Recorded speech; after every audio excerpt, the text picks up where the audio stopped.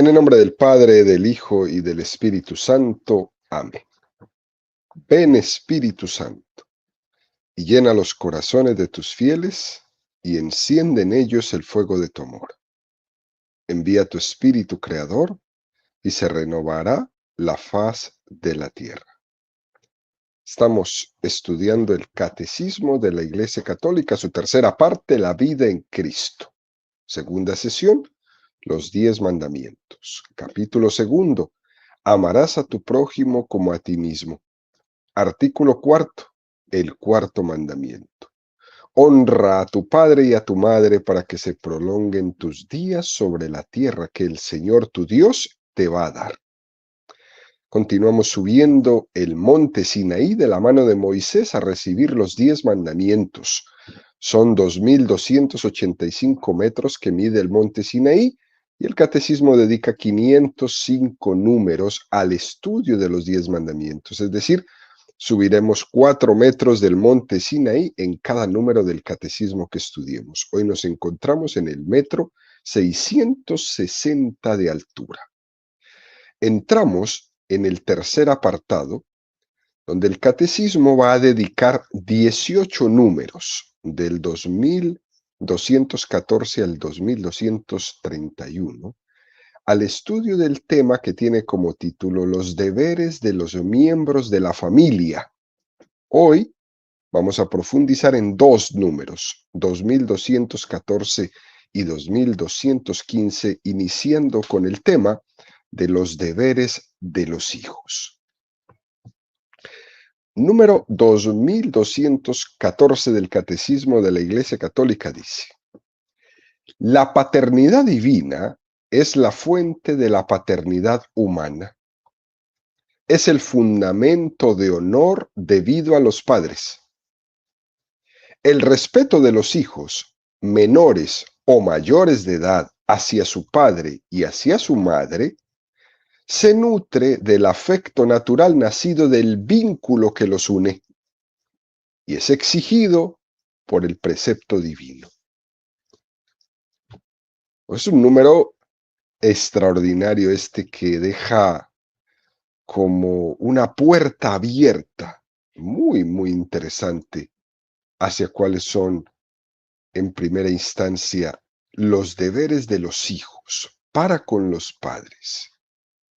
Y entonces el catecismo inicia diciendo que la paternidad divina es la fuente de la paternidad humana. Si recordamos, en programas anteriores estábamos dando un argumento teológico al ser de la familia, tal y como decíamos que el hombre ha sido creado a imagen y semejanza de Dios, por eso el hombre es persona. A diferencia del resto de la creación, tenemos esa capacidad de relacionarnos. También la familia, esa comunión que tenemos entre nosotros, entre el padre, la madre, los hijos, es reflejo e imagen de la comunión de la Trinidad, de esa relación que existe entre el Padre, el Hijo y el Espíritu Santo. Por tanto, queridos amigos, de aquí se desprende esto que dice el catecismo, que la paternidad divina es fuente de toda paternidad humana. Y nos regala el texto de Efesios 3, 14, 15. Por eso doblo mis rodillas ante el Padre, de quien toma nombre toda familia en el cielo y en la tierra. Es una expresión hermosísima. Podemos decir que esa tarea que Dios Padre me ha encomendado de ser padre, de ser madre, es una participación de la paternidad divina. También le sucede a los señores obispos, a los señores sacerdotes, cuando las personas les llaman Padre. Es el pueblo de Dios que reconoce en ellos una paternidad espiritual, que es un reflejo y una imagen de la paternidad divina. Todo eso ha sido un poco tergiversado y manipulado por las falsas interpretaciones de algunos grupos. Pero esto es lo que hay en el fondo y el pueblo de Dios no se equivoca. Ellos reconocen en el obispo, reconocen en el sacerdote un reflejo, una imagen de la paternidad divina y por eso santamente se acercan y le llaman Padre, ¿no? Este es pues el fundamento del cuarto mandamiento.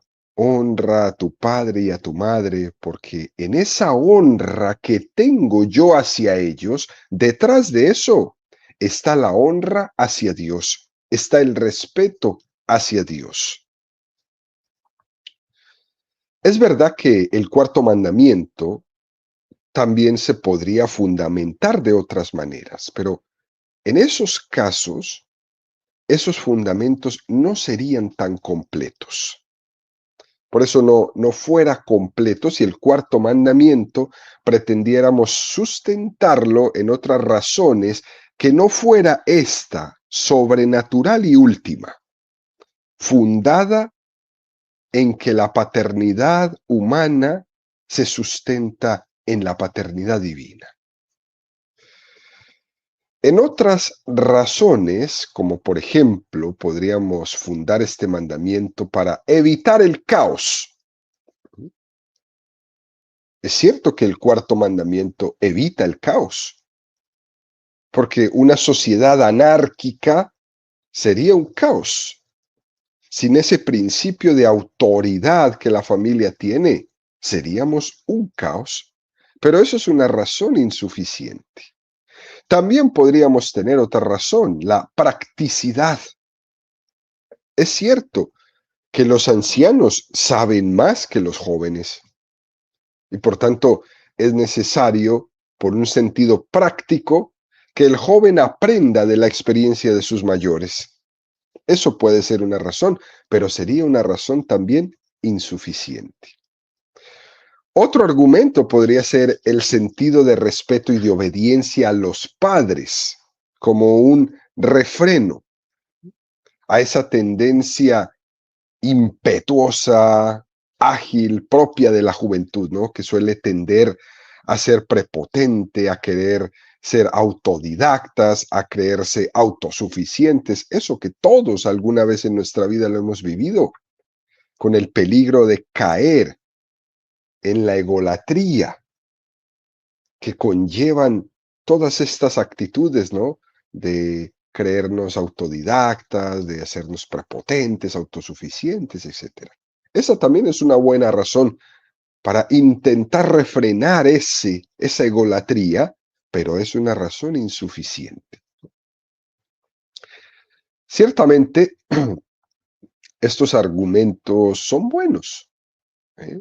Es bueno tenerlos en cuenta, pero también es importante ver que les falta algo, que no son suficientes. Y por eso el catecismo dice que detrás de la paternidad humana está la paternidad de Dios, que respetando a nuestros padres, estamos respetando a Dios. A veces nosotros pretendemos tener una relación con Dios muy etérea. Decimos, yo creo en Dios, soy muy religioso, pero solo mientras mi sensibilidad religiosa no descienda a la práctica. Creo en Dios, soy muy religioso, mientras Dios no me diga y no me muestre el camino que tengo que recorrer en concreto. Es lo que hoy está de moda. Tener una religiosidad de consumo. Una religiosidad donde la persona solamente va a buscar sentirse bien, pero que Dios no le diga por dónde. Una religiosidad de relajación, como los que van a hacer clases de relajación y dicen que están rezando, donde las cosas son tan etéreas y tan difusas que termina haciéndolo todo en todos y al final nada en nada, difuso todo. En el fondo, Dios es un simple recurso espiritual para que el hombre se relaje. Y eso está muy mal. Y nunca hay un principio de autoridad en esa imagen de Dios que tienen. Porque todo bien con Dios hasta que me muestre por dónde me quiere. ¿Qué quiere decir esto? Que hemos creado una imagen totalmente manipulada de Dios por nosotros. Hemos querido crear un Dios que siempre esté de acuerdo con mis gustos, con mis criterios, con mis medidas de todas las cosas, pero que no me muestre un camino, que no me muestre su voluntad. Hasta ahí, todos son muy religiosos. Pero cuando Dios habla, cuando Dios pide, ahí se les acaba la religiosidad. Pero este Dios que hemos creado, que es un Dios que sigue mis caprichos, no es un Dios que entra nunca en mi vida para corregirme. Tampoco es un Dios que me llama la atención, como cuando Jesús entra en el templo de Jerusalén y corrige a esos cambistas que estaban ahí diciéndoles, habéis convertido la casa de mi padre en una cueva de ladrones, etcétera, etcétera. Ese no lo queremos. Por tanto, esa imagen de Dios tan relajada, tenemos que purificarla. Porque la imagen de Dios se tiene que concretizar en nuestra vida, se tiene que encarnar. Y esa manera de encarnarse es a través de nuestros padres. La autoridad de Dios también se refleja a través de ellos. Luego dice el catecismo, el respeto de los hijos, menores o mayores de edad, hacia su padre y hacia su madre, se nutre del afecto natural nacido del vínculo que los une. Una expresión muy, muy fuerte esta. Menores y mayores de edad. Es decir, el respeto no depende de la edad. A los padres se les tiene que respetar siendo niños, siendo adolescentes, siendo jóvenes, jóvenes adultos, siendo adultos, ancianos. Siempre. No hay edad para el respeto a los padres. Y luego dice que eso se nutre del afecto natural nacido del vínculo que los une. Es como una frase complementaria a la anterior. El fundamento último de ese respeto, de esa obediencia, es el sentido religioso de la vida. Es que Dios Padre es la fuente de la paternidad humana. Es una causa última que es la soberanía de Dios y que se refleja en los padres. Es una cosa muy hermosa que nos regala este cuarto mandamiento. Y eso se nutre del afecto natural. Cuando hemos dicho que hay motivos y razones sobrenaturales para la obediencia a los padres, no tenemos que entender eso como que tenemos que obedecer a nuestros padres por un precepto divino y que no tiene nada que ver con nuestra sensibilidad natural. No, no es eso. Tiene mucho que ver con nuestra sensibilidad natural. Conecta con nuestra sensibilidad, porque eso se nutre del afecto natural. No hay que hacer ningún esfuerzo para eso. Ese mandamiento, este cuarto mandamiento de Dios nos recuerda que su soberanía ha sido delegada a nuestros padres, pero no únicamente por decreto, sino que eso está conectado con nuestra sensibilidad natural. El hombre nace con una gratitud hacia sus padres. Esa gratitud va generando una prontitud a la escucha, a la acogida de la autoridad de sus padres. Y los padres tienen que hacer su trabajo para que los hijos les escuchen. Y eso es lo normal. Y el efecto natural ayuda a la obediencia. Eso sería lo normal. Pero ¿qué sucede? Que viene el pecado. Y el pecado lo que hace es afectar este afecto natural que existe entre los hijos y los padres. Y ocurre mucho. Se afecta completamente. Tanto es así que muchas veces los hijos reservamos nuestra peor parte para nuestros padres, que supuestamente es a quienes más queremos. Y eso lo logra el pecado y lo logra bastante bien. Nos damos cuenta que esa historia de pecado lleva a que los hijos estén menos prontos a escuchar lo que se les dice dentro de casa y más aptos a escuchar lo que se les dice afuera de la casa. Por eso dice el libro de Proverbios 1:8. Escucha, hijo mío, la instrucción de tu padre y no desprecies la lección de tu madre. Qué texto más bello, ¿no? Por tanto, el pecado ocasiona cerrar los oídos a los padres. Y eso es lo que pasa en las casas. Todas esas trifulcas que se arman en las casas, porque los hijos no escuchan, porque se nos ha olvidado esto.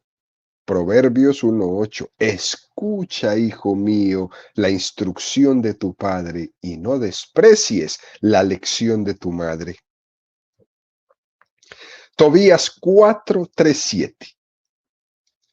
Entonces llamó a su hijo Tobías, y cuando éste se presentó le dijo: entiérrame dignamente, honra a tu madre, y no la abandones ningún día de su vida. Trata de complacerla, y no la entristezcas. Acuérdate, hijo mío, de todos los peligros a que estuvo expuesta por tu causa mientras te llevaba en su seno. Y cuando muera, entiérrala junto a mí, en la misma tumba. Es un texto muy hermoso este de Tobías, ¿no? Aporta como un argumento hermoso a ese afecto natural del cual se tiene que desprender sin duda alguna un respeto. Un respeto. Honra a tu padre y a tu madre. Honra a tu madre y no la abandones ningún día de tu vida. Trata de complacerla y no la entristezcas. Ya con eso nos está poniendo Tobías todo un estilo de vida como hijos. Complacer a nuestros padres. ¿Cuántos que emigraron vinieron a estas tierras para ayudar a sus padres que estaban allá, en la aldea, en el rancho, en el pueblo, en la ciudad? Y a los 6 meses se olvidaron que existían. Los primeros días llamábamos a nuestros padres diario, ahora pasan 6 meses y nos acordamos. No la entristezcas. Todo un itinerario de vida que nos presenta Tobías. Dale alegrías a tus padres. Y en sentido correcto, esto de dar alegría a los padres es que cuando buscamos el agrado de nuestros padres, estamos buscando el agrado de Dios. Fíjense, queridos amigos, algo que yo le digo mucho a los jóvenes, para que aprendan a discernir cuando están actuando. Yo les digo, cuando ustedes salen con sus amigos al paseo, a la fiesta, y hacen un montón de cosas, pregúntense, ¿esas cosas son buenas para ti o no son buenas para ti? Y una manera de discernir si esas acciones son buenas o no es algo muy sencillo, preguntarse, ¿esto que estoy haciendo, lo haría delante de mi padre o delante de mi madre? ¿Sería capaz de hacerlo? Si te tienes que esconder, está clarísimo, eso no es bueno para ti. Eso que estás haciendo, ¿lo harías delante de tu padre? ¿Lo harías delante de tu madre? Pregúntatelo. Y bajo esa perspectiva, uno puede entender esto que dice el catecismo. Dar alegría a los padres. En condiciones normales, con unos padres que buscan el bien de sus hijos, dar alegría a los padres es actuar bien. Y darles disgustos a los padres es actuar mal. Llevarles la contraria en todo porque sí es actuar mal. Un sentido incorrecto de esta expresión, que podría ser muy manipulada, es que cuando un padre entiende que su hijo les da alegrías o les da disgustos, no está en que actúe santamente, sino que el hijo actúe en función de los anhelos del padre. Y eso es un riesgo. Unos padres santos, lo que tienen que querer es que sus hijos sean lo que Dios quiere para ellos y que sean capaces de discernirlo y de encontrarlo. Y no tanto el que nuestros hijos cumplan nuestros sueños, porque ahí se dividen las familias. Aquellos que van buscando lo que Dios quiere para nuestros hijos y en los que van buscando que nuestros hijos hagan el cumplimiento de nuestros sueños. Es que yo soñé esto para ti y lo tienes que hacer. No, nuestra tarea es que nuestros hijos sean lo que Dios quiere que ellos sean. Por tanto, la alegría de los padres es la santidad de los hijos.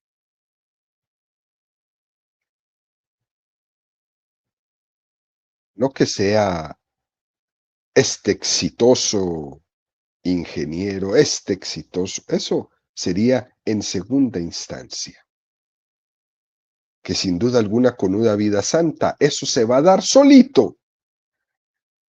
Pero la alegría de los padres es la santidad de sus hijos. Imagínense ustedes, en estos días antes de la canonización de Carlo Acuti, ¿cómo estará su madre viendo a su hijo subir a los altares, ¿no? La alegría de sus padres es la santidad de los hijos. Y termina este número 2214 diciendo, es exigido por el precepto divino. Éxodo 20, 11, 15. Pues en 6 días hizo Yahvé el cielo y la tierra, el mar y todo cuanto contienen, y el séptimo descansó. Por eso bendijo Yahvé el día del sábado y lo hizo sagrado. Honra a tu padre y a tu madre para que se prolonguen tus días sobre la tierra que Yahvé tu Dios te va a dar. No matarás, no cometerás adulterio, no robarás. El catecismo pone este texto aquí al final de este número, porque el cuarto mandamiento de honrar al padre y a la madre está equiparado a los mandamientos más graves. Y alguno podría pensar que eso de honrar padre y madre es un pecado venial cuando no lo hago. Y sin embargo, este texto de la Sagrada Escritura lo pone entre los más graves de los pecados. No matarás, no cometerás adulterio, no robarás, no honrar a tu padre y a tu madre. Está en el mismo nivel de estos. Vaya que sí es importante. Y la Iglesia Católica lo entiende, el no honrar a tu padre y a tu madre como materia grave de pecado. Y por si alguno no se acuerda lo que significa materia grave, nos remite este número del catecismo a un número que ya estudiamos, el 1858, que dice: la materia grave es precisada por los 10 mandamientos, según la respuesta de Jesús al joven rico. No mates, no cometas adulterio, no robes, no levantes testimonio falso, no seas injusto, honra a tu padre y a tu madre. La gravedad de los pecados es mayor o menor. Un asesinato es más grave que un robo. La cualidad de las personas lesionadas cuenta también. La violencia ejercida contra los padres es más grave que la ejercida contra un extraño. Es un número precioso este, 1858. Así que si alguno cree que matar, que robar, es más fuerte que no honrar a su padre y a su madre, está muy equivocado, porque están equiparados en el mismo nivel. Por eso, hoy en día, queridos amigos, debemos estar supremamente atentos a que nuestra sensibilidad cultural no nos siga haciendo creer que por materia grave de pecado solo se entiende eso de matar y robar y fornicar y poco más. Y que todos los conflictos que tenemos con nuestros padres, todos los malos momentos que les hacemos pasar, las desgracias que les hacemos vivir, que eso no es grave, eso no es cierto, porque es ofender a tu padre y a tu madre y no darles el lugar que ellos se merecen, la obediencia y el respeto que ellos se merecen, es materia de pecado grave. Luego el catecismo da un paso más y entramos en el número 2215.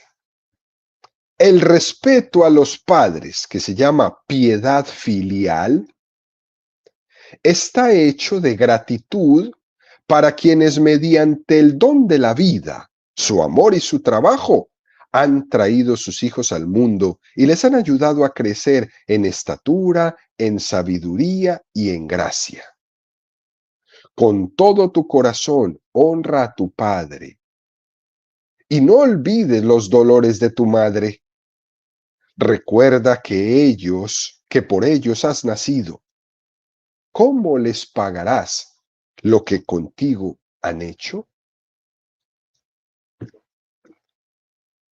Este número precioso tiene una afirmación de inicio que tiene que calar nuestro corazón. El respeto a los padres tiene que estar hecho de gratitud. Gracias, mamá, gracias, papá. Decíamos en el número anterior que el fundamento religioso es que la autoridad divina se manifiesta en la autoridad de nuestros padres. Pero tiene que estar eso hecho de gratitud, alimentado por ese afecto nuestro, ¿cierto? Siempre. Porque si el respeto está alimentado de temor o de interés, no estamos cumpliendo el cuarto mandamiento. La vivencia del cuarto mandamiento se nutre no de temor y de interés, sino de santidad. El respeto a nuestros padres tiene que estar basado en la gratitud, porque seamos sensibles para caer en cuenta de que nuestros padres han dado un don de su vida para nosotros.